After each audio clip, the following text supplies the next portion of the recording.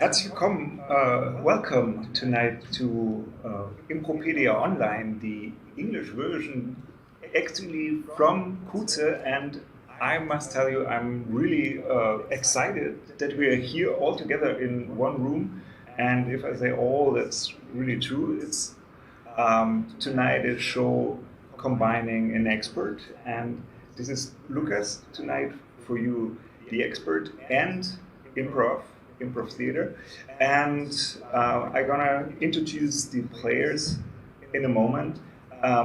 Nice that you are joined into the show, and I tried my best to speak English because we are, I don't know, so many people are better at English tonight here in the room in German. And what we're gonna do, we want to bring you a show, and actually I'm a little bit confused that we are not on Zoom, we are on another kind of streaming technique, and I hope sums spreads that everything will work out. And tonight on the chat and on the camera operating Sarah, and now I try to get contact to her. Sarah, I'm gonna go over to the stage and to introduce the players for tonight. So just let's see if this will work out.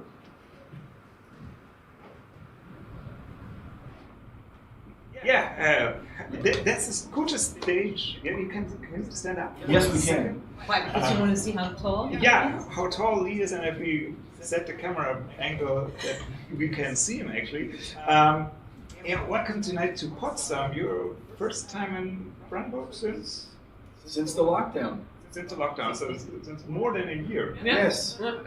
It hasn't changed a bit. No? Normally there's some audience here, but... Well, yes, that's slightly different, but in the sense of the atmosphere in the air, it's the same. I can feel it. And normally we want to be together on stage with the expert, but we all tested, so I can move a little bit. Nobody's infectious, I hope. Not with Corona, actually. That we tested for. And you don't know what the topic of the night is? We don't know what she's an expert in. But his name is Lucas. Yeah? Yes. And that's, you know a lot, but not the most important thing. I go over to him and you can listen what kind of expertise he's in. So looking forward. Good luck. So we switched over. Hello, Lucas. I introduced you as an expert, but we actually nobody knows what expert you are for. So we're gonna now tell the audience and also the players what the topic is of tonight. And I wrote it down, and we talk about the internet in a way, and about software, and about software contracts. Yes. Yeah. Yes. So the software contract, the digital rights, is what I'm working with. Yeah. So digital rights, is that what we are all need actually, because we are having a digital show now, and yes, people using YouTube to see it. So let's dive in.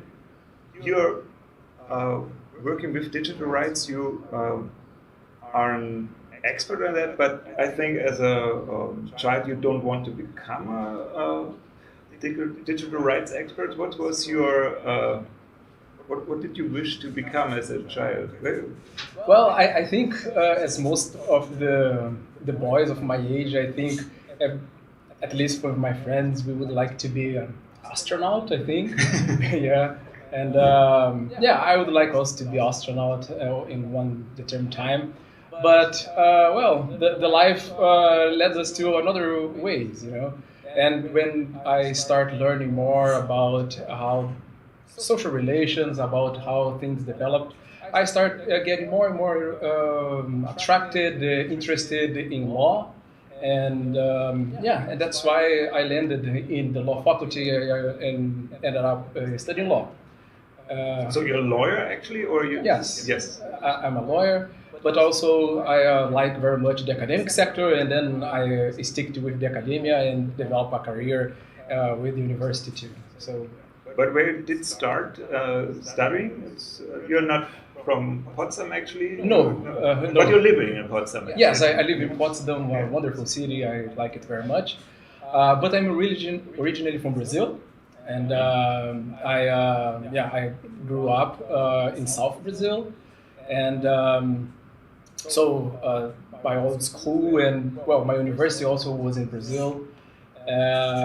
Yes, so I studied in the city of Rio de Janeiro. I think it's Yeah, that's actually a place where we all want to go one day, and the Copacabana. Yeah. But why you left Rio de Janeiro? I think it's more a place to be than Potsdam, or is it? Well, it's hard. I mean, I spent 22 years in Brazil. I thought that would be some time just to know a little bit the world better. Yeah. And there was two countries basically that always caught my attention. One was Germany, and another one was Russia. And I always was very deeply interested in both countries. And after my universities, I start applying for some studies, and I was accepted in Russia, so I moved there. Yeah. Okay, so you studied in Russia? Yes. But you came actually from Brazil? Yes, from Brazil. Yeah. So. I'm a little bit curious about Brazil. What you miss the most here in Potsdam from Brazil? Is there something? Yeah, well, of course I miss my family. My entire family is still in Brazil. I'm living here just with my wife. But I also miss pão de queijo. That's cheese bread in Brazil, and I think it is one of the best snacks that we have there. And here is a little bit hard to find. I never heard before. Yeah, so I think I miss that. Yeah.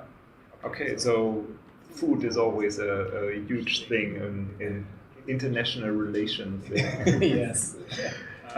So you studied law in Brazil, but there you were still interested in digital rights, was it, or just developed it later on? A little bit. I was interested in technology. Since I said I'd like to be an astronaut one day, but so this technological field always attracted me a lot, and in that time, during the university, I was very interested when I started learning more on how countries they transfer technology one to another, and these aspects, why there is parts of the world that are less developed, technologically speaking, and other countries that are more developed. I start learning more about that, and I would like to know the roots and the causes and the reasons of that, and I start developing some interest in some research. In fact, I start already in the university researching how companies and countries they transfer and they commercialize technology. Yeah. It's not very simple and straightforward that we think that some country has some very technological product they sell to another country, but there is a lot of politics involved, there is a lot of social factors involved, and it's not very clear. And this always caught my attention. So during the university, I wanted to understand, for example, when states they buy some very expensive, if there would be a chance that the provider of this product that they are selling for such high amount could do something in exchange, right? And I start developing some ideas, legal ideas, in order to make that happen. So I state that some government that's not so rich, not so powerful, when it's trading or commercialized with a company that has a lot of power, how we can make this relation a little bit more fair. So that was my main interest. Okay, so that's I think something we all like. The question of how could be relationships fair. It actually sounds like an improv scene. So thank you first for your introduction. We diving deeper into the topic, but let's then play a scene. I just move over to the stage again.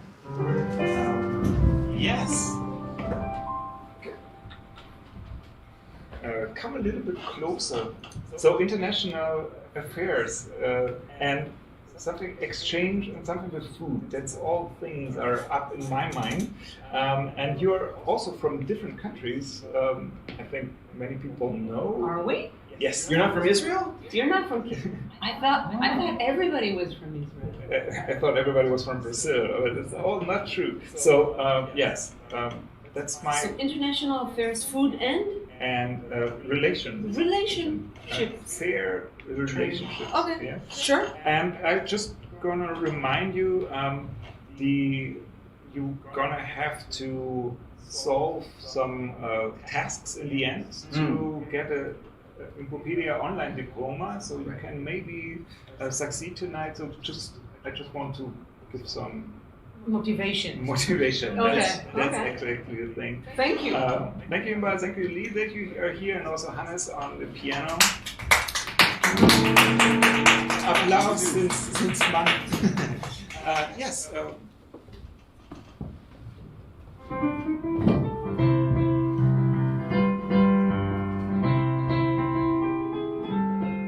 So, well, I have made for you, especially, the best of the Russian cuisine that I could have thought about from the top of my head. Pelemeni and some chicken which was frozen and now looks like jello. Is a delicatessen in my country, Russia. Und was do you want for it? I am offering this fantastic food in terms of, in a return, I would like to have friendship. Would you maybe... Yeah, then why don't you try the food first and then you can see if this is worth friendship. Nein, that is a trick. This is a trick. You get me to eat some food. Nein. I give you an iPhone 4. iPhone 4 for the food. You insult me, really. You insult me. Look, it used to be a chicken, now it looks like jello. Look what happens when I touch it. Look at it. Look like a speck. In Pelemeni, iPhone 4? No. Take a little taste, please. Oh, I thought, yes, okay, this is also good. What? No, please take a fork. Don't eat like a barbarian. Take a fork and, Okay. Okay, also good. Yeah, it's good, yeah, but what do you want for it? Gunther, I want your friendship. We are living in this apartment together for such a long time, two lonely students. You come from Germany, I come from Russia. We are stuck in Rio de Janeiro. There is nothing to eat outside. All the time they attack us with a pão de queijo. I offer you real food and friendship in return. What about a BlackBerry? An iPhone 4 and a BlackBerry? No, you see, you insult me again with technology. What do you mean? This is a fair trade. I have all the materialistics that I need. I come from Russia. We have it all. But I don't have this human communication. In Potsdam, I used to have many friends, but now in Rio de Janeiro, the only German I know refuses my friendship. It hurts. Gunther, it hurts. But you have to understand, it's very strange when someone wants to be friends with a German. I understand. Take this Pelemeni, open big mouth. Listen, your country has been, seriously, between you and I, fucked up. Well, let's not call the kettle black. Meaning, look at yourself in the mirror. My country has been fucked up too. We both come from fucked up countries. Okay. But let's face it, people would like to have a Russian friend, but a German friend? But you? I got to know you, Gunther. I got to see you from the inside out. I choose you although you are a German. For me, the German part of you is not a big deal. You are a good person. Please, have some chicken that used to be alive and now looks like jello. Yeah. It's delicious. Yeah, let's see. It's much better than the pond krishkalja. Yes, no, it tastes just like my Oma used to make. You see? At the end of the day, we're not that different. No. We should stick together. You don't want to go to the beach and with tanga and to dance samba. That's not for us.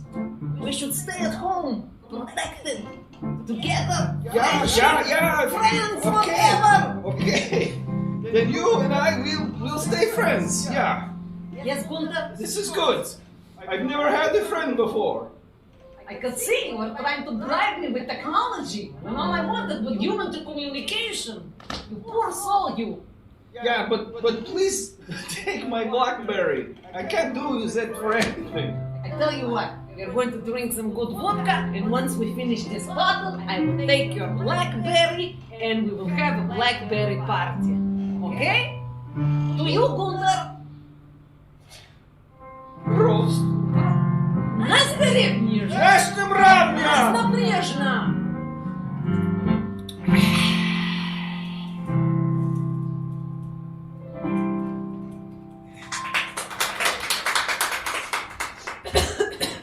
Yeah, that's. Thank you for this scene. Thank you. Did I say correctly? Pond krishkalja. Yes. Yeah, that's was the first scene, and normally we would give points from an audience here, but we don't kind of afford one because they had all their little tent or so. For you out there on the live stream, if you want to interact or if you want to give something for the actors, I want to ask you for a name that you maybe a Russian name for the next scene. Maybe we can use this. So if you have some suggestions, just write it in the chat and talk to Sarah. But we want to go back to the topic, to digital rights. And you said you was interested in Russia, and so you've been gone to Moscow to study there. Yes. Yes. And also law. Yes, it was law. Yeah. It's not a problem. Yeah. So I went to Moscow and I studied contract law there. And yes, and then I liked it very much, and I did my PhD in Moscow. So you are a doctor, a law, PhD in contract law. Yes, in contract law. Can you tell us what contract law is different from normal law, or what's the other law types? Yes, usually we divide the discipline of law in two fields: the public law and the private law. Right? So the public law is this kind of discipline that regulates, well, the society in general. Right? And the private law is that regulates the relation between two persons or two organizations. Right? So, and the main instrument for regulating these such private relations are the contract. So contract law is the most important, well, one of the most important fields in private law. Right? When we are talking about public law, we are talking about constitutional law, criminal law, and private law, we're talking about family law or contract law. This is this kind of subjects. As I said, I would like to understand how information and how technology is commercialized, is trade between companies, trade between persons and, well, states. So contract law was the main focus area to understand that. And during my master and during my PhD, I tried to introduce some principles that I was talking about to make such relations more equal, or at least more fair from the social point of view. So during my studies there in Russia, I developed an idea and a theory on that. So, So Russia was tries you to go in this direction. Was there something you experienced in Russia where you say, okay, I have to dive deeper into this topic because there are problems with the digital rights and the contract law, or was it just because it's... We know the Russian history, and I like very much what she said, that we have all the materialistic that we need. So I think they have a very rich history. Yeah. And during the Soviet times, they need to reimagine this whole context, right? These whole principles and the whole ideas. So they made a very interesting experience there. Although my area of study wasn't Soviet law, I have some contact with this kind of reasoning there. You know? And in this sense, it helped me to understand some of this, as I said, some political background on how companies and states approach technology. And I developed an understanding that, technology is not so neutral. There is some power behind it. There is some requisites behind it that drives people to develop technology. And when we start understanding that, you perhaps you want to protect yourself first of all, and you say, yeah, technology is not neutral. I need to be careful with that, and I need to develop some legal principles to protect people from being exposed to the bad side of technology. And this is the main idea that that catch my attention. But is every development has a bad side, or could have bad sides? Is it? I think as long as people invent something like the first wheel and the first one being hit by a horse car. It was a first car accident.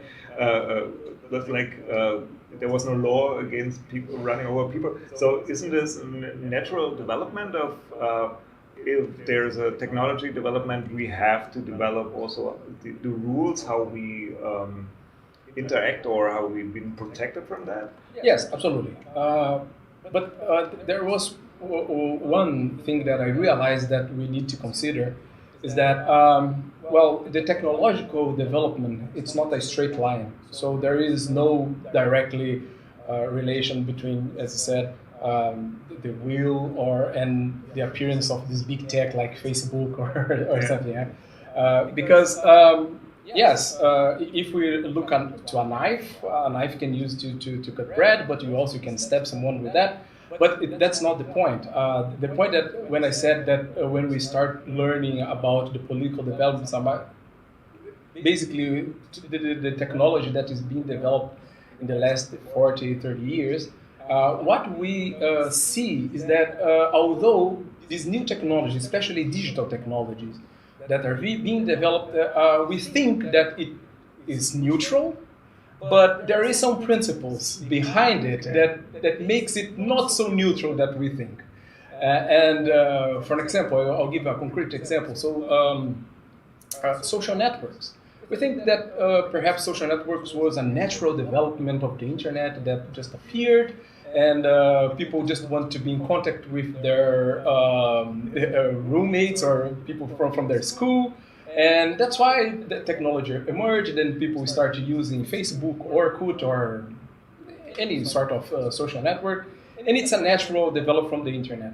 But when we read the history of that, there are some very specific objectives in creating social networks, especially Facebook, So it all comes together with advertisement and people selling their emotions online. And when we know and became acquaintance with such objectives, that's not so neutral. It's not just a natural development of the technology, but people who develop such technology, they have a very clear objective in mind.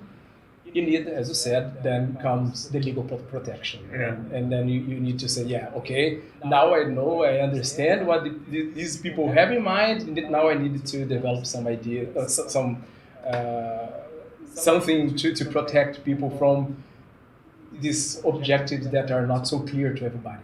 Okay, so I learned that Facebook was not just a good invention just to connect people. There was a bias behind it. Yeah, there are some other objectives behind it. Yeah. Okay, we're gonna dig deeper on this topic. It's really interesting, but let's see what they can do with that, because I would like to have a scene where somebody had developed something and with a Russian name. Sarah, was there a Russian name in the chat? Yes, there was a few. The first suggestion was Dimitri. We took it. A classic. That's perfect. There was a few more. Sergei, Nikolai, Anushka, Katarina. Thank you, but we take Dimitri. I want to see a scene where somebody has developed something and it has a social impact. Uh-huh. All right. All right, we could do that. And I just leave stage and let you alone.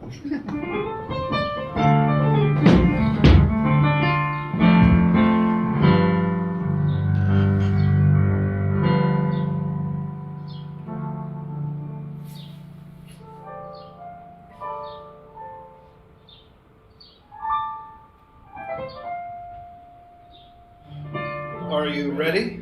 I was born ready, Dimitri.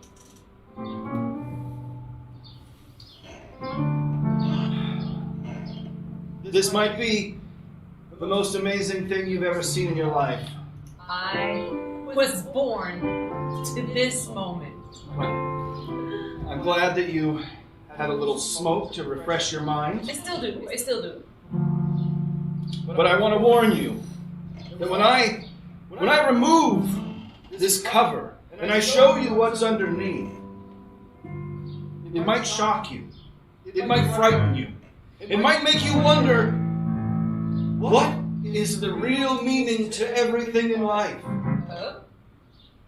Okay. Okay. That sounds good. It sounds good.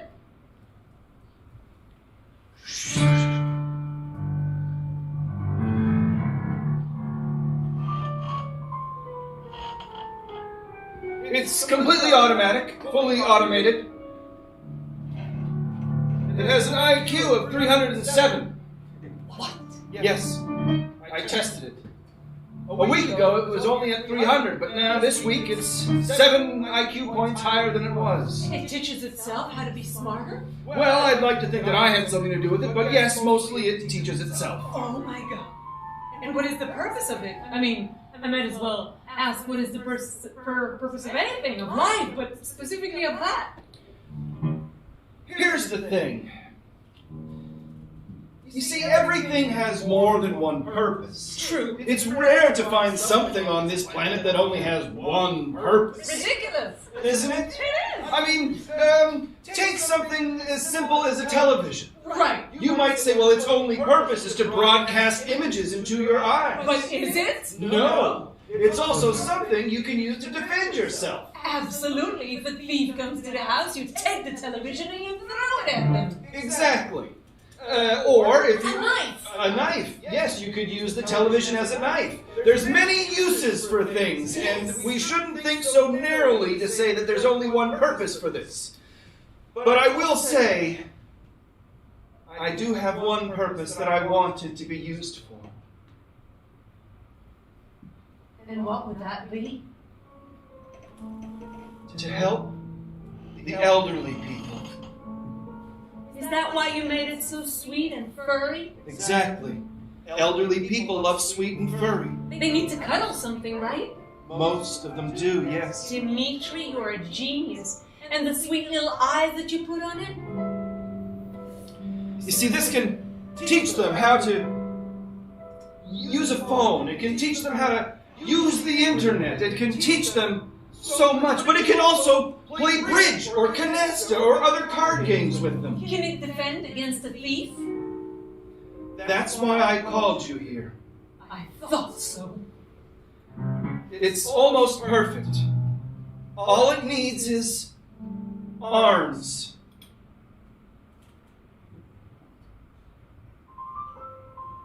Arms. Arms. 2 arms. In terms of limbs. Yes. Yes. Okay. Okay. How may I help with... Listen, I've known you for a long time, and if there's one quality about you I've always admired, it was your arms. You admired my arms. How interesting. Oh. I never thought of them as something admirable. I mean, thank you.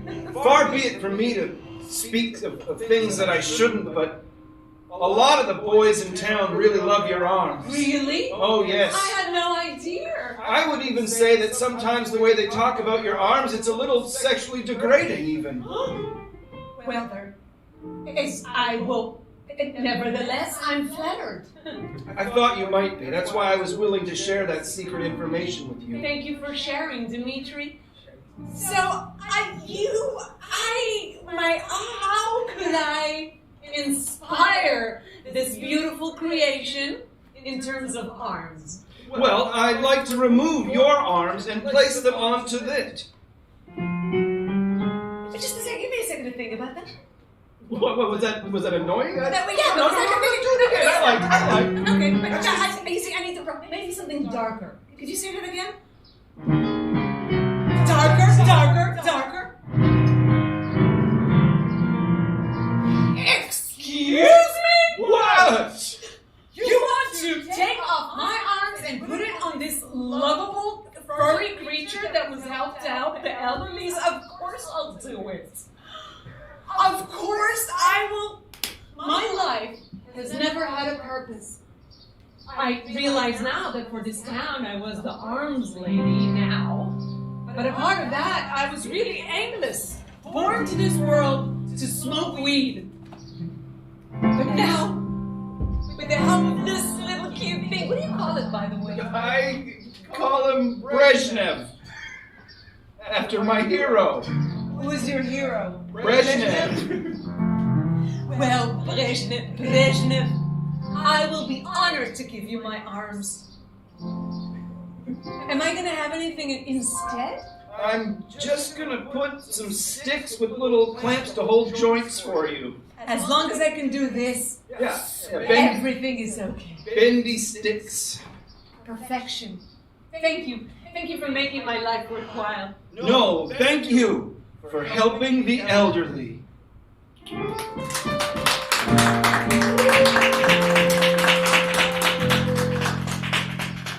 Little did we know, it turned out that Brezhnev was responsible of killing quite a few communities of elderlies as it developed and got a little bit too smart for its own good. Thank you, kids. Goodbye.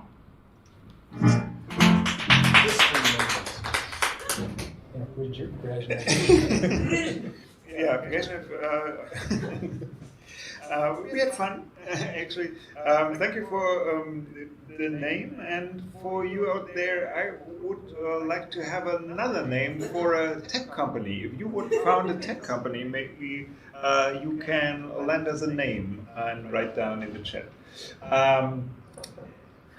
Look at, we were in Moscow, and you studied there, and you found out that Facebook was not so nice as we expected. But then you came to Germany. Why are you not in Moscow?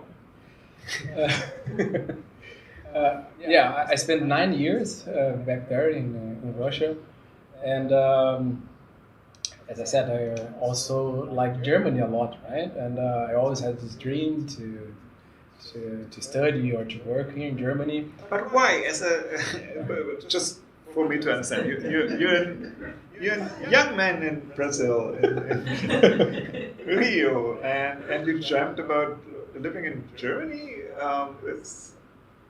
What was your expectation of coming here? What makes Germany so adorable for people from abroad? Because well, this is a good question.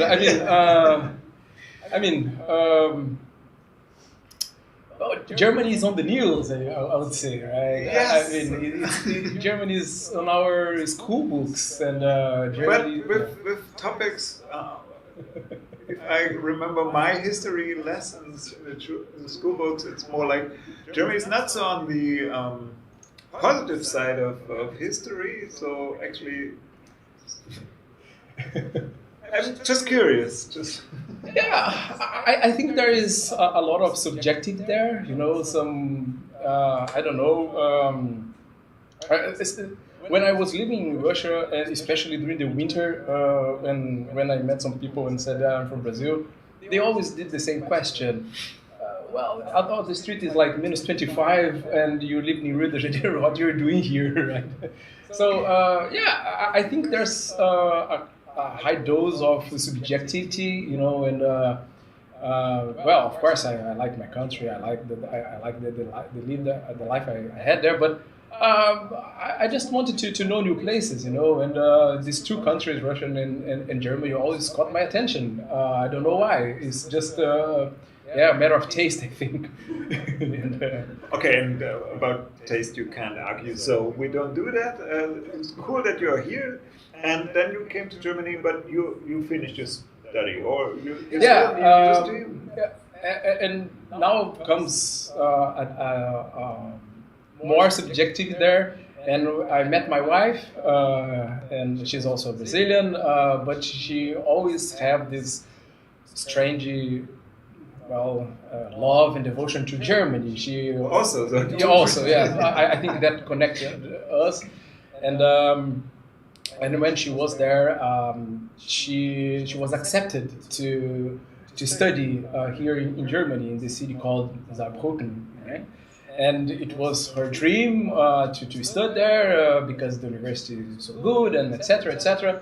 And then we start planning to come here, and I said, yeah, nice.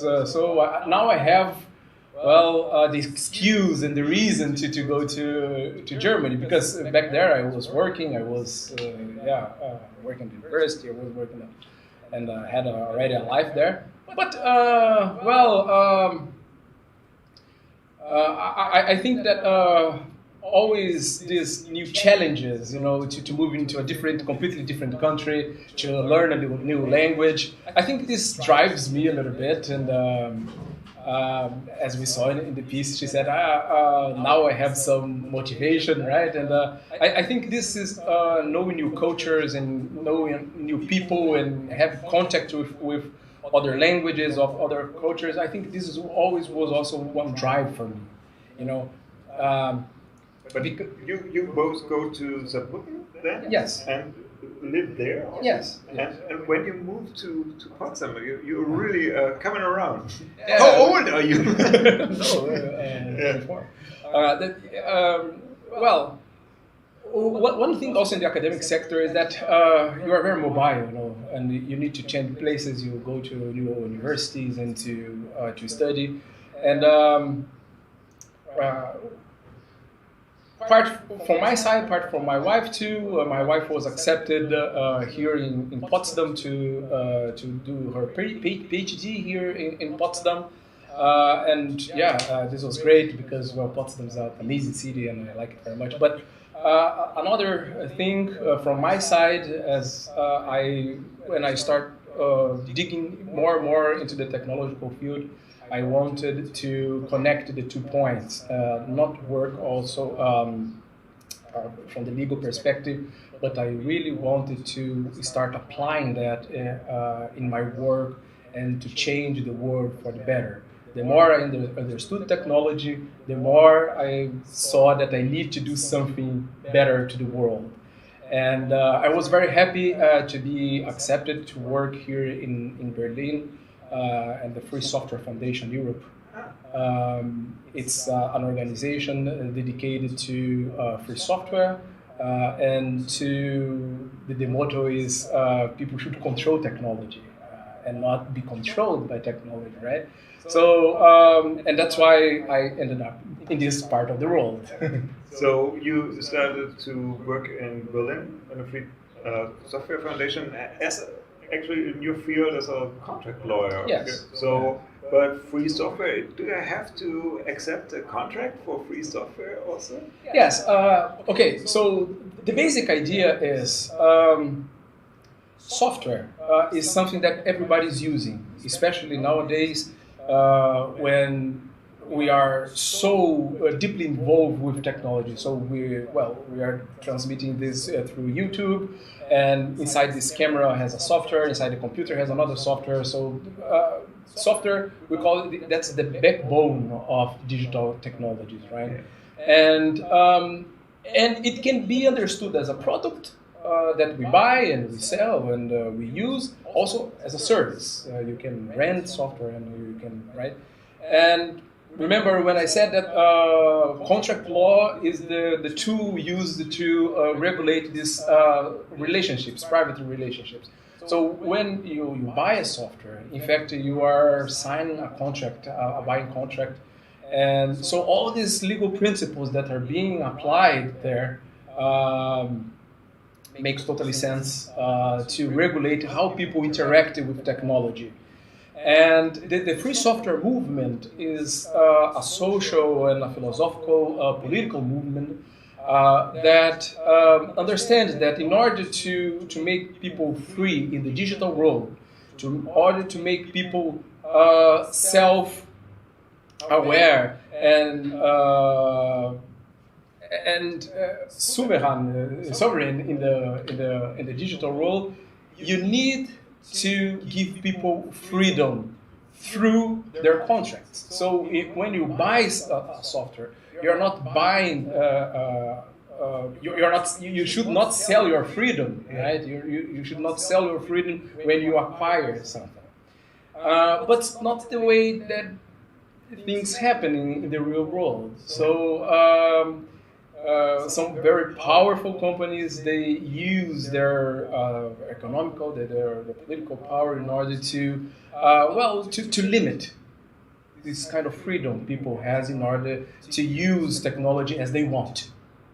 And the free software movement tries to defend this kind of freedom that people have with technology.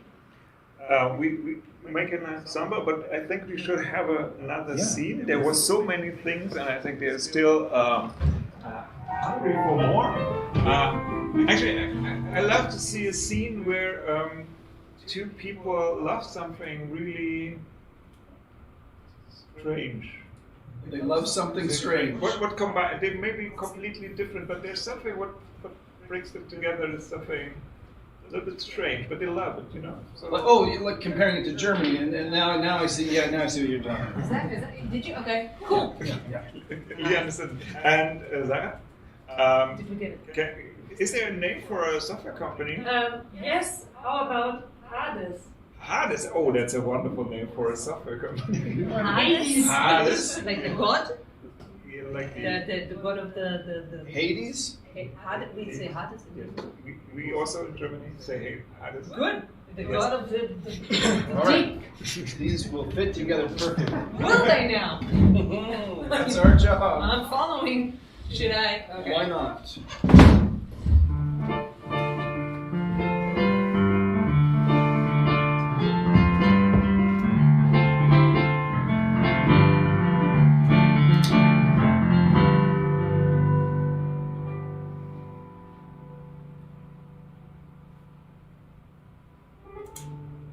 Yes.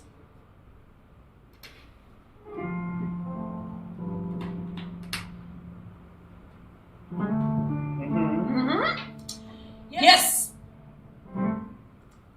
All right. I can see that something is, this work being done behind those eyes. No, actually, you couldn't be more further from the truth. I am completely relaxed. I am in a moment of Zen. Oh, that's nice. That's nice. I never had a Zen moment in my life, but I've heard it's good. Mm-hmm. Then why do you come here? I mean, isn't this a place to relax? Yes, I'm trying to relax, but it is a task for me. You see, my software is hectic. I understand. One might say that the hard disk of my brain is full of garbage and needs to be cleaned, but because I don't know how to clean my hard drive, I am full of bugs. One of them is that I cannot concentrate, relax, or remember things. I can understand, I guess, on some levels. And you? Yeah. You see, my husband. Oh, dear God, a confession? He's passed on now, but he had the same kind of trouble. Did he now? Yes, that's why we always came here. You see the name here on the bench? That's my husband. Hades? Yes. That's a very powerful name for a man. Yes, Or but a woman. you could tell that obviously there was a lot of problems with his hard drive. You see, I don't want to die young like Hades. How old was he when he... Well, let's just say I married an older man. Oh, okay. So he died in... Is he... Okay. How... Okay. You can just ask. How old was he when he died? He was 57. 57? That's nothing. It's a child. A child dies at 57. Well, I was 22 at the time. Good for you. Good for you. You had your whole life. You were a widow, but you had your whole life in front of you. Well, You see, I am 47 now. I am a man past the peak. For me, it is only a beautiful downward spiral from now on. And I want to enjoy that downward spiral. I don't want to suffer from not being able to sleep, not being able to digest steaks after 9 p.m. That's like a bug in the system that I wish I never had. slow down. You have trouble digesting steaks after 9 p.m.? How old are you right now? I'm 27. So just wait. Be patient. Why are you eating steaks? Never mind. What do you mean? I'm Brazilian. That's what we do. Listen, the point is that my husband, whose name is here, Hades. yes, he didn't change his ways. And now that you mention it, he would never eat steak after 9 p.m., and now I understand why. What a limiting life he had. Yeah, it's all the way limiting once you pass 40. But I tell you what, I am coming to this frog pond because I believe that if I am ever to relax, it will happen while I stare at the beautiful still water and the frogs. Here, let's feed the frogs. Oh, no. I'm sorry. I will try it again. Could you show? Let me ask you a question. Go ahead. Do you love frogs? I hate hybrid creatures. That's the truth. You should decide if you're walking on Earth or if you live in the water. But both I find suspicious. And yet, you want to eat steaks both before and after 9 p.m. I am hybrid myself. Aren't you? Aren't we all?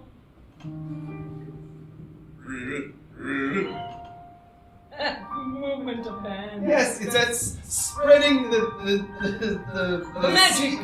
The seed magic for the frogs. See, look as they come up to the edge of the pond. May I try? Yes. As the man that I am. Was it? Well, it was a little exciting, to be honest. I haven't seen a man do that for a long time. My husband, Hades? yes, he often did that. It's one of the things I loved about him. You know something? I feel much more relaxed right now.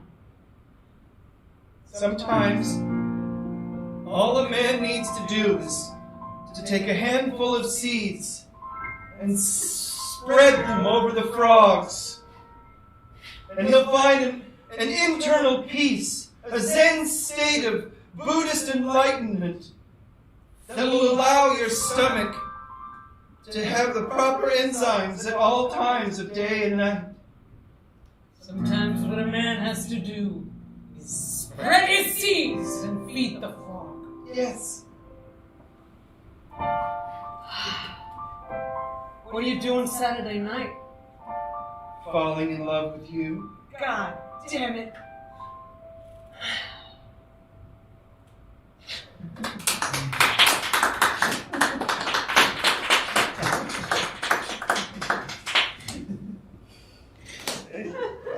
Yes. That could be kind of, yeah, that's improv.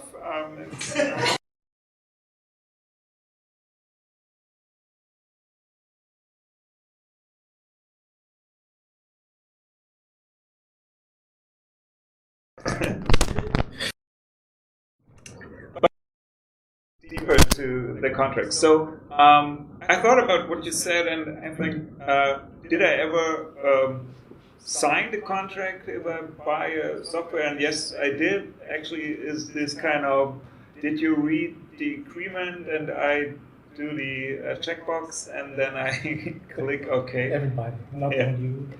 So you are the only person which really reads this contract? So is this your job, reading this? Well, part of. Yes. So, yeah, part of the bureaucratic work of a lawyer is to read such contracts. Thank you for that. Yeah. Well, yeah, but you can stick and put a lot of things there, you know, because one of the main things of that such contracts are so long because people believe in fact that they won't read, you know. Yeah. So, but when you need and you find that there is some information against you there, you know.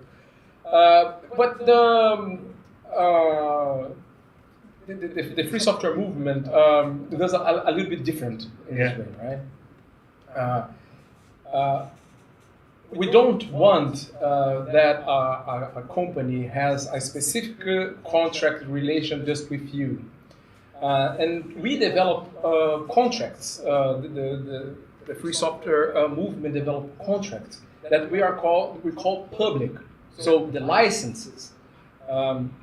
Just to explain a little bit, that software companies some years ago, during the 70s and the 80s, they realized that it would be better for them if they do not sell software as they sell, for example, a car or other type of products.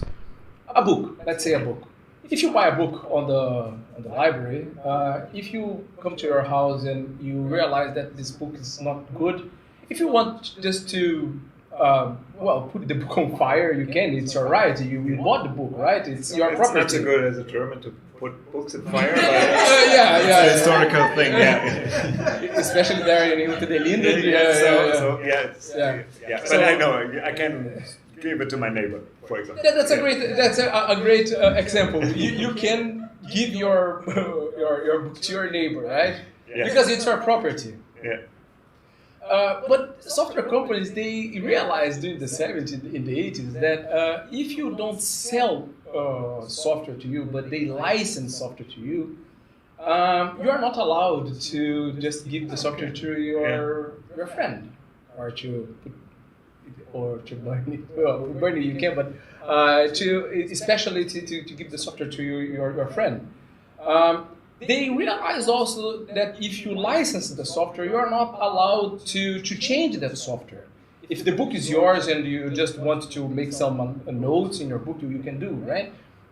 With software, they said, no, if we license, we can limit the amount of rights, the amount of freedom, right? You cannot, a big company or anyone cannot limit my freedom in interacting with this product that I built. But as said, in those terms, in those contracts, that's the sad reality. And until now, if you buy some proprietary, we call it proprietary software, for example, some version of Microsoft Windows, right? You buy to a specific computer that you want. You cannot use the same software that is in your computer in another one. Otherwise, you need to buy an additional license, right? So what this company does, it limits your freedom to interact with software. So as an example, like I would go to a big furniture store, let's say some with big letters, and I buy a shelf, and at home I can rearrange it, I can paint it another Yes. way. That's what not allowed in software. But actually, people do that. The hackers, for example, they open software, but it's actually illegal. That's Well, depending on the jurisdictions and depending what the hacker does, yeah. it can be illegal, Okay. right? It can be illegal. But for sure, if you do anything that is outside the scope of that contract, will be not compliant with that contract, And sometimes people do that. Sometimes there are people that they don't care and they simply do that. But if you want to build a more fair, more just relationship, you need to give people power to do that legally. Yeah. You need to allow people to legally do that without any legal complications and legal problems that it may appear.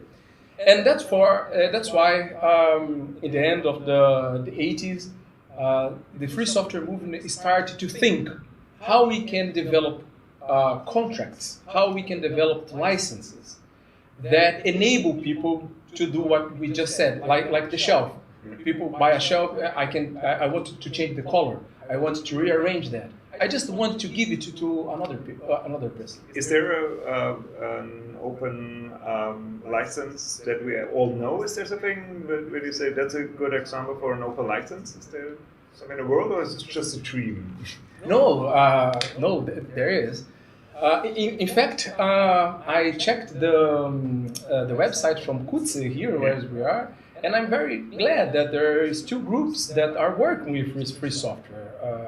One is the Freifunk, another one is the Linux group.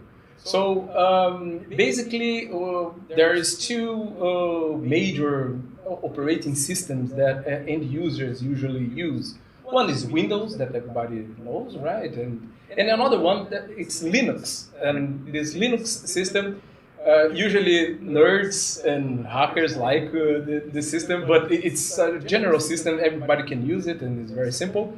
And this one is free software, and this one allows you to do exactly what we are talking about here.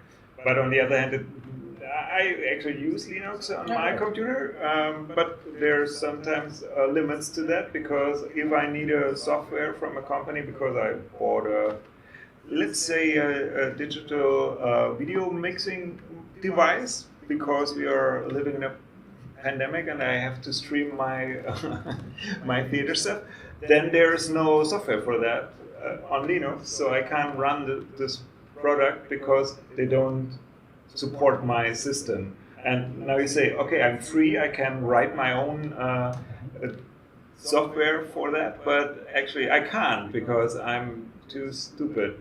No. I mean, and you don't need. I mean, that's why we're living in such a big world that there's always there's always someone that is doing that. And my point of view is that if everybody's free to do that, and if a company does not want to develop a specific software for Linux, I'm pretty sure there is an alternative. I don't know which kind of video editor you are trying to use, but there is a lot of video editors, especially for Linux, and they are very good.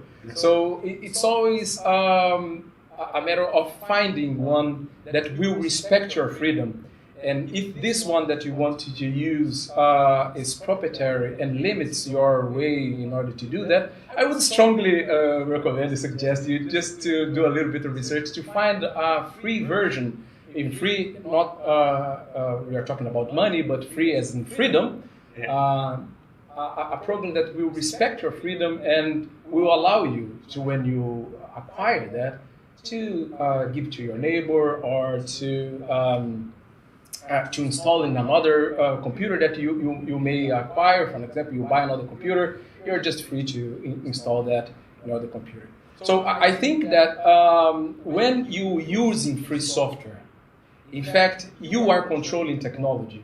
Because let's imagine that you are using free software and this software company Hades from the show, is starting collecting your data, right? And you don't like it. Who shall do that? I never heard before. People collecting data? Yeah. I mean, Crazy, yeah. And you are against it, and you said, look, I bought it for a video editor, and now they install a new script, and they are scanning my computer, and they are storing my information there. Well, if that's the only option that you have, then you are in trouble. Yeah. But the software, the free software movement is built in that we have options, right? We are not bound. We are not in a vendor lock-in situation. Yeah. We are not bound to one vendor. We are not bound to one company. There is always an alternative. And we can just go to another provider, and that does not collect our information. So having freedom or ability to change things and to and to choose that one that respect our privacy and our will and our desire, I think that's how we control technology. And we have been developing contracts and licenses that allow people to do that. Oh, cool. I think we're going to have a scene, and then we talk about something I was really surprised by, because we talked before and you told me a story, but let's have a scene, and then let's talk about all of our internet connections. That was really cool, by the way. I dug a lot of that. Thank you, Lucas. That was cool. Yeah, I think we all have to think more about that.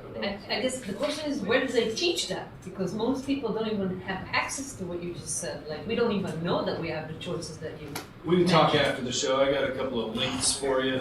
Be smarter than I. I would like to have a scene, or to see a scene, where the sentence is said, choose somebody who gives you the freedom. Choose Somebody who gives you the freedom. Choose somebody good. So in our scene, one of our characters at some point has to say, Choose somebody that choose gives you the somebody freedom. that gives you the freedom. I wouldn't say have to say, but I would please. You would be pleased if it Right, happened. you're going to give us demands at the end of the show. So this is just a gentle suggestion. Thank you. Okay. You should choose somebody who gives you the And freedom. for people out there, if you have a suggestion for later on for something you should drink during long computer sessions, then please put it in the chat. But first we see this scene. Yeah. All I'm saying is you should find somebody who gives you the freedom. Thank you. Scene. No. Okay. We'll go back over there. We'll continue there. All I'm saying is that you should find somebody who gives you the freedom. All I'm saying is freedom is overrated. Oh, really? Oh, really? What were you, born into democracy and you feel like it was a little bit too much and you miss some fascism in your life because you don't know to appreciate what you got? Let me ask you something. Did Bambi's mother really appreciate her freedom? Hell no. She pranced around the forest until one day a hunter shot her in the face and killed her right in front of Bambi. Meaning what? Freedom is dangerous. Oh, I see. Freedom will get you killed. I see.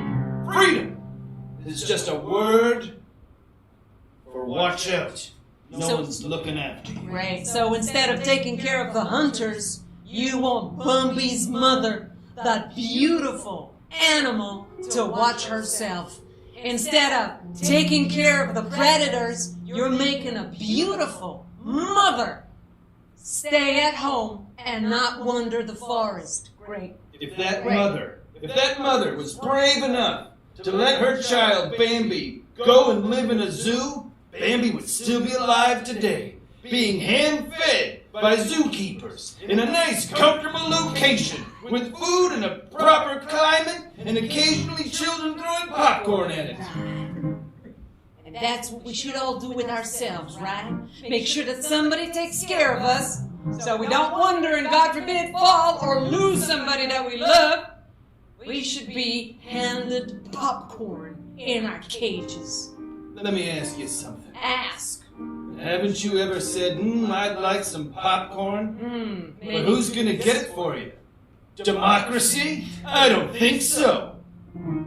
Well, you know, one thing that democracy did is give me the possibility to choose if I want popcorn with salt, with butter, or with sugar on it.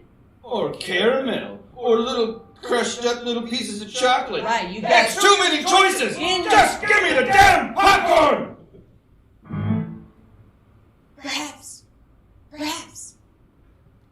Perhaps you're not completely wrong. Perhaps we have so much freedom, we're practically running into the predator's arms and say, shoot me with an arrow because I can't take this freedom anymore. That's exactly my point. I'd rather not have popcorn at all than to have to choose which one I want to eat and end up hungry and frustrated. I'd rather die with no popcorn in my hands than have 3 different kinds and not be able to choose and then die.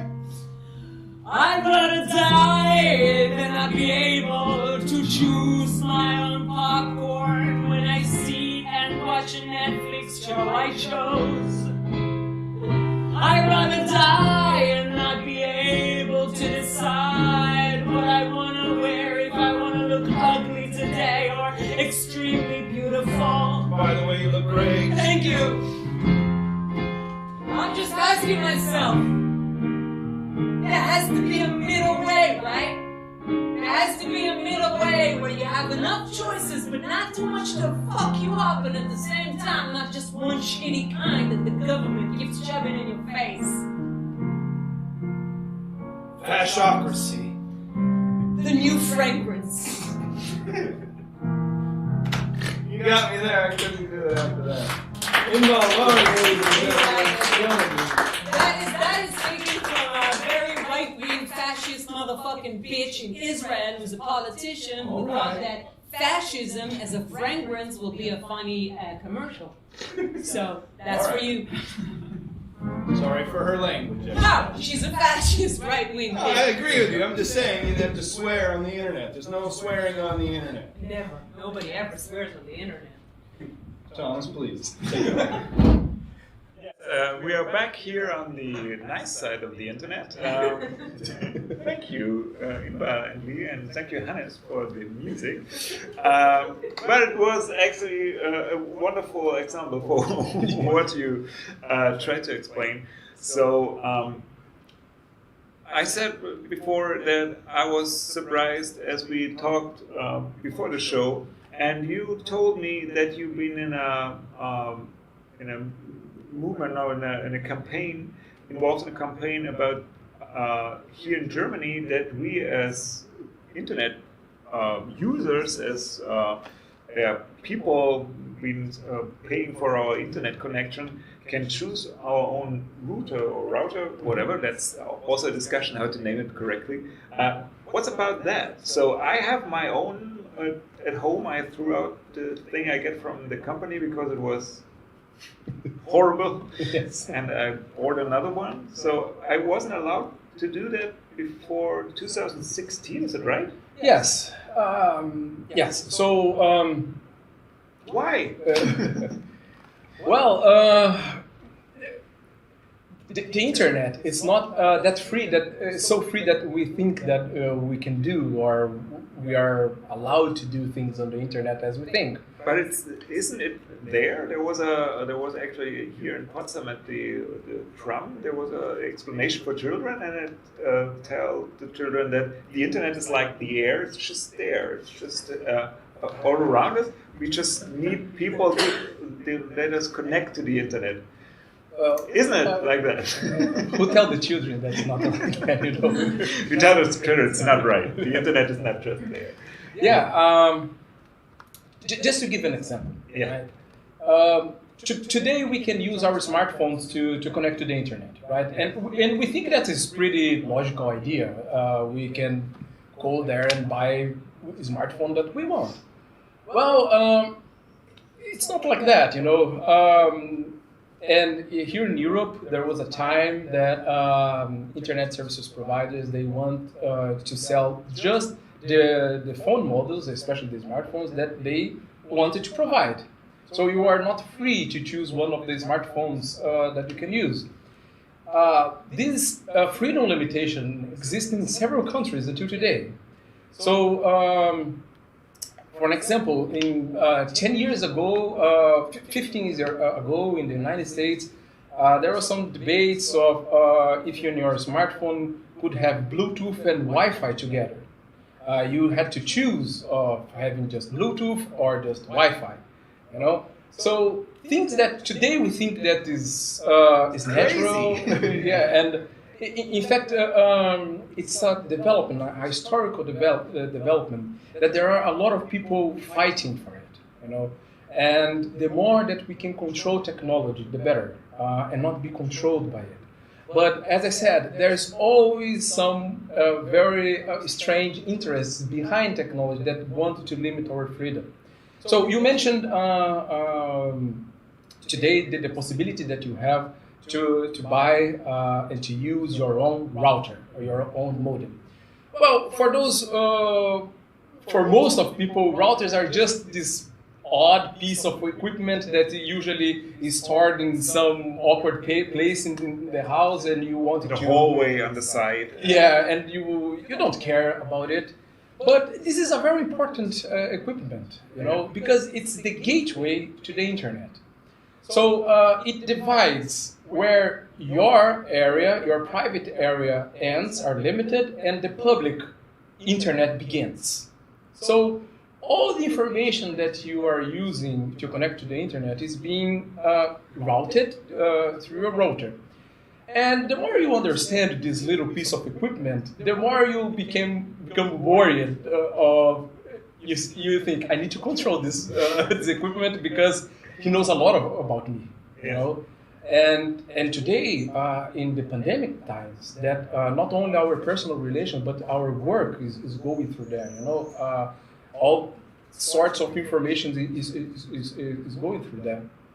And just to make things a little bit more complicated, during a lot of years, during a very long time, internet services providers, they want to control this equipment because it would be their eyes and their ears inside your one home, your private home. It would be a piece of equipment that they own inside your house, right? So, and people from different backgrounds and people from the free software movement, they said, look, we need to do something about it, you know. And I wanted to use my own router because, well, I can install free software in my own router, and I should know what this equipment is doing inside of my home, you know. I wanted to know if it's encrypted or which kind of information and to whom it's communicating. Several internet service providers, they do not allow it. And they said, no, look, this is my equipment, this is my property. And if you want to connect to the internet, you must do through my equipment, you know. And so the Free Software Foundation in Europe in 2013 started a campaign called Router Freedom.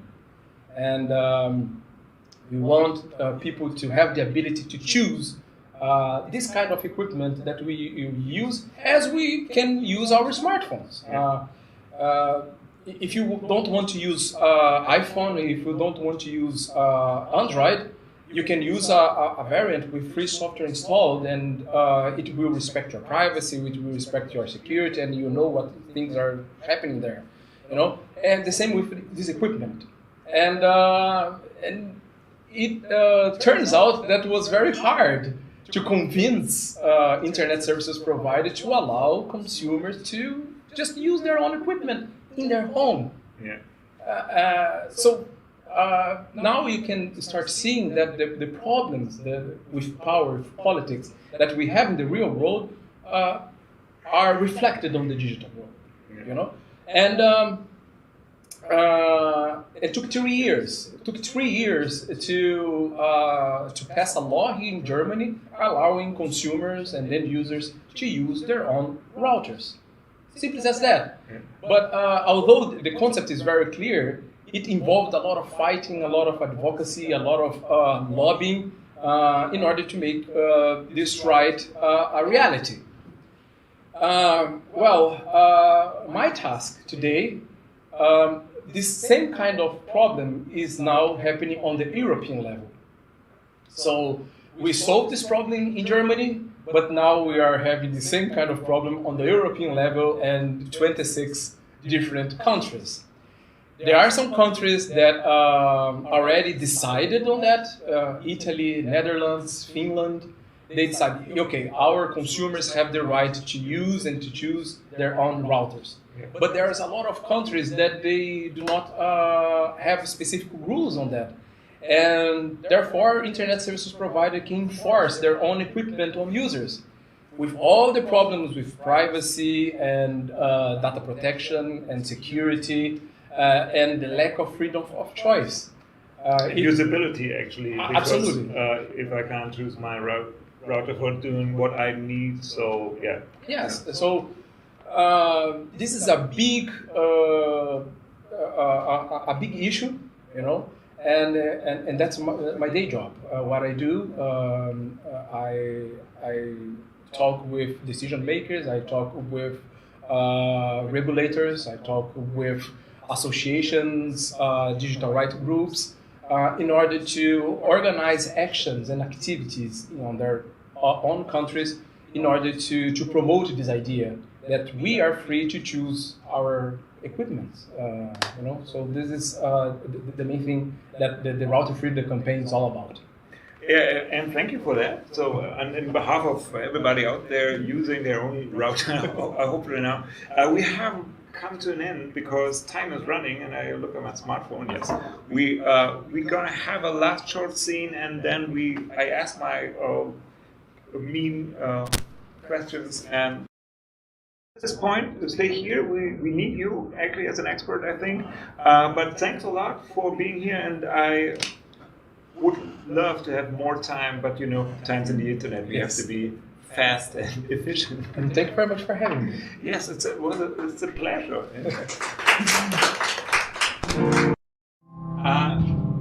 I just want to see a last scene. I get some inspiration drinks. Can you name 3? There's only one suggestion. Oh, great! And it's mate tea. Yeah, well, that's the best. And the right answer, actually. Okay, good. Whoever that was, you won. You won. Butter. Of course. Yes, I want to see a last scene about a free choice. Something that somebody can choose something freely. So I want to have good, everything combining, happy and final scene. Okay. Okay. Yeah. Fantastic. No pressure. No pressure, no, not at all. And then I come back with my task for you. Yeah, that's pressure. Yeah, that's pressure.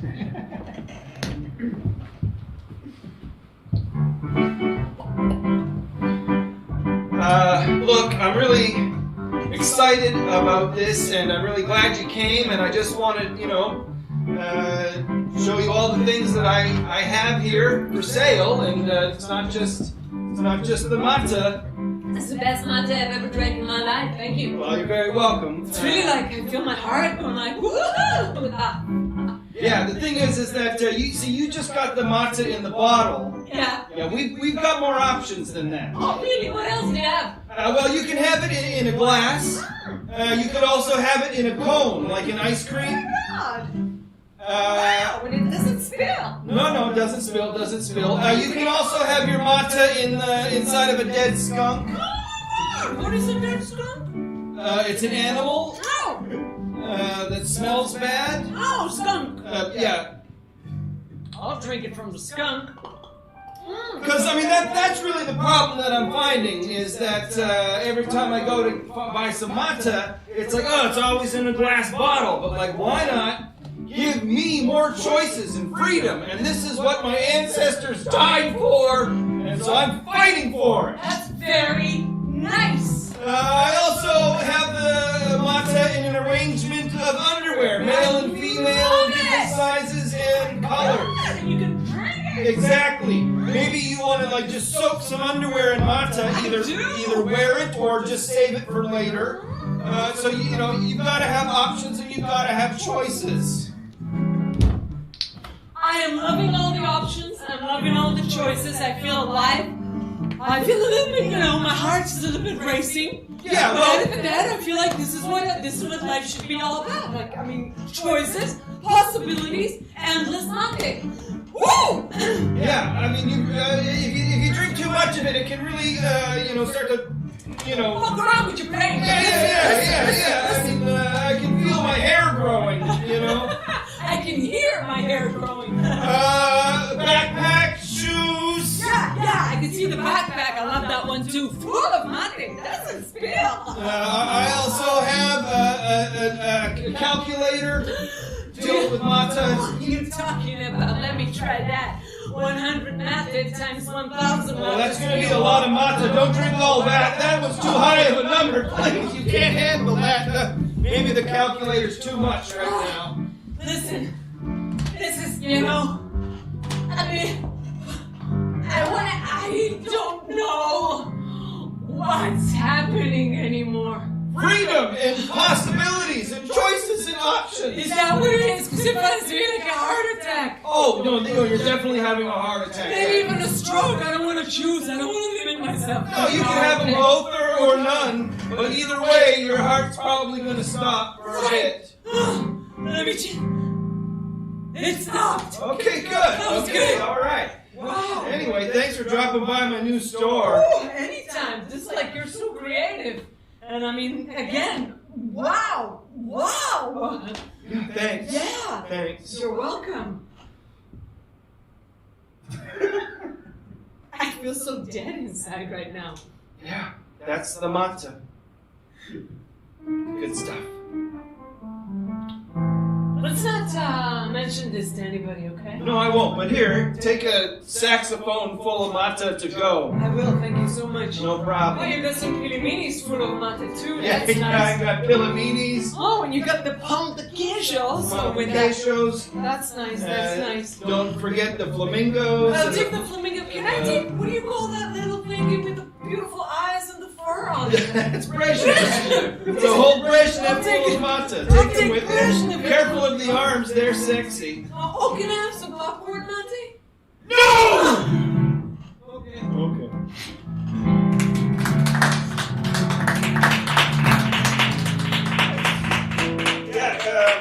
Thanks a lot. Come back on stage. Inbal and Wille and Hannes and everybody here in Potsdam.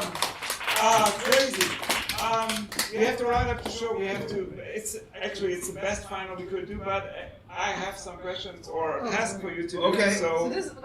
So we have to do. Sorry for that, but it's Impropedia. There have to be an It's a end. tradition. And it's also Germany, so you have to have a purpose in the end of the show. Yeah, What have you yes. done? Yes. Because the important thing is that We're not allowed to burn books anymore. Exactly. Yeah, That's the important thing, And folks. also having fun is don't Yeah, know. fun is not a problem. Yeah. But the No. book saying is really something.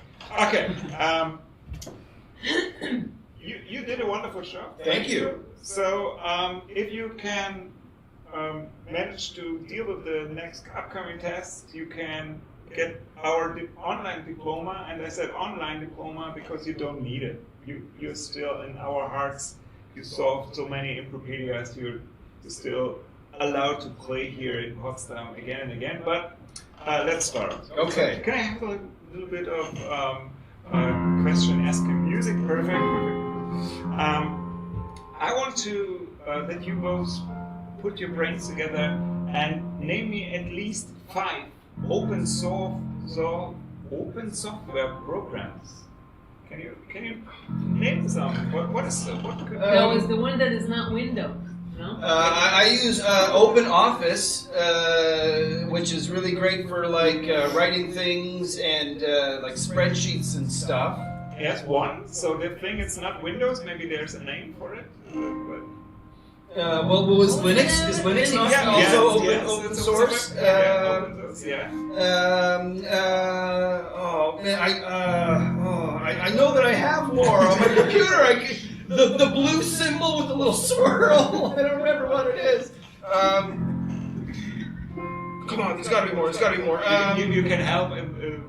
Maybe Winamp is free, is open source now. I don't know. Is it very 90s? Yeah, well, you know. Okay, we go with Winamp because it's from the 90s. Yeah, so it's probably open source now. Probably open source. Free the llama. Maybe you know some program you can join the internet or. Well, with Firefox, is Firefox not open source? Yes. That's how I get to the internet is Firefox. I'd like a T-shirt, by the way, if you're out there, Firefox. And the last one. Oh, come on, man. What else? Inbal is just looking and enjoying herself. I'm going through my applications folder as we speak. I can't think of one that's entertaining. I'm sorry. You have some that are not entertaining? Something to cut your movies with, or to manipulate your pictures, maybe. Photoshop, for example, is not free. I don't think Photoshop. But there's a G. Yeah. Oh, GIMP? Yes. GIMP. Yeah, I use GIMP. I use GIMP to do my Dungeons and Dragons pictures. Yes. I know some. Audacity.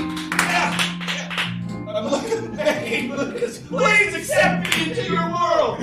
Audacity is a music free one as well. Yeah, and what you don't see at home is that Lucas always pointed a finger up when it was right. So The thumb, not a finger, a thumb. Difference there. Yeah. This is open source. This isn't. Yes. There was 6 thumbs up. Okay. So you solve this. I got that one. This one's on you as well. Yes. Okay. Okay. Now a more easier task. Name 5. I lost the word. How are we supposed to name it? Sehenswürdigkeiten. Sightseeing. Yeah. So sites in Moscow you should visit as a tourist. Oh, The Kremlin, the tomb of Lenin. Yes. the tomb of Lenin, the tomb of Stalin.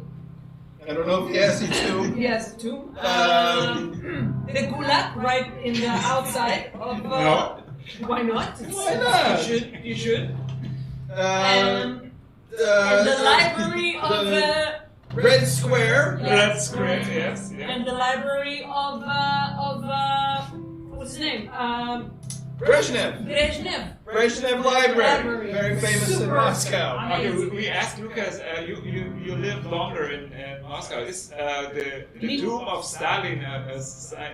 It's in the Red Square. It's in the Red Square, Yeah. so it's the same. And Oh, and the St. Petersburg Boulevard also. Yes, perhaps. Perhaps. Yeah. What is the question? You said St. Petersburg Boulevard? Yeah, no, I have no idea. McDonald's! McDonald's and Starbucks. They've got a McDonald's, I know that. Okay, so I would say maybe, yeah. A Russian McDonald's? I mean, that's a tourist attraction. High five, my friend. Okay, you have to solve the last task. Okay, all right. Because I'm not Let's do so really pleased with the Moscow sightseeing hotspots. Merkwürdigkeiten. Sehenswürdigkeiten. Such a wonderful German word. I watched, there's a weird Russian guy that goes into like tunnels and sewers and stuff, but I don't know that it's a tourist attraction. It's like underground. But the subway in Moscow? The subway in Moscow. He goes through there and But it's too late. gets chased. Yeah. All right. I That's won't give you any more answers. That's a video game. It's not a video game. Okay.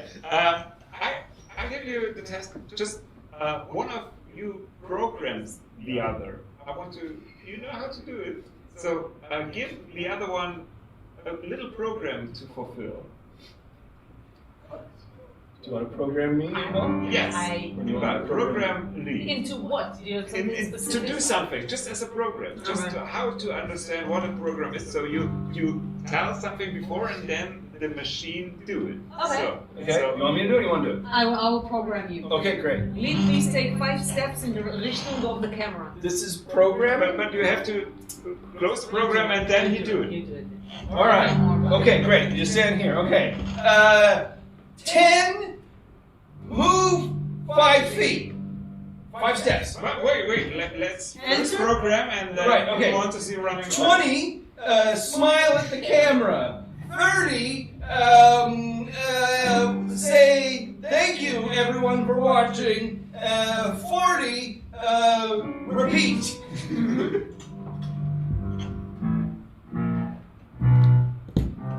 Thank you, everyone, for watching. Thank you, everyone, for watching. Perfect.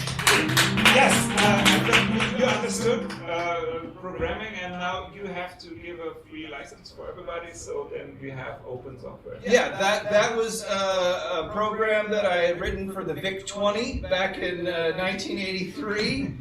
Much like the Commodore 64, if you're not familiar with the VIC-20, but same program. You just write a number, and then a thing, and then the number that's higher than that, and then it just does it all in order. It's really simple. I think Q plus is just the same, or C plus is just the same. Perfect. Thanks again. Inbal and Lee and Spannend. We switch back one last time over to our expert. Okay. Thank you for being here. And one last thing for the audience out there. Is there a possibility, because nobody had to pay an entrance and we don't have to ask for donations, because the AStA here in Potsdam supports this improv and the Impropedia. So if people are willing to donate money to an organization, what kind of organization can you recommend? Yes. Well, I would strongly recommend the Free Software Foundation Europe. Yes. It's an NGO, so it's an organization that lives from donation, and the work they do is to empower people to control technology. So if you want to donate, please help supporting our activity, our work, in order to enable people to control technology. Thank you. Thanks a lot. Thank you. Thank you for watching, and we see us hopefully in July for the next and hopefully last online Impropedia. But we will see. Maybe there's another wave, but we don't hope so. We got vaccinated. Stay healthy, and see you soon. See you soon. Bye.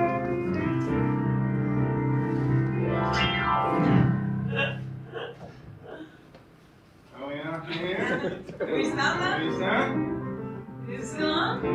It's too long.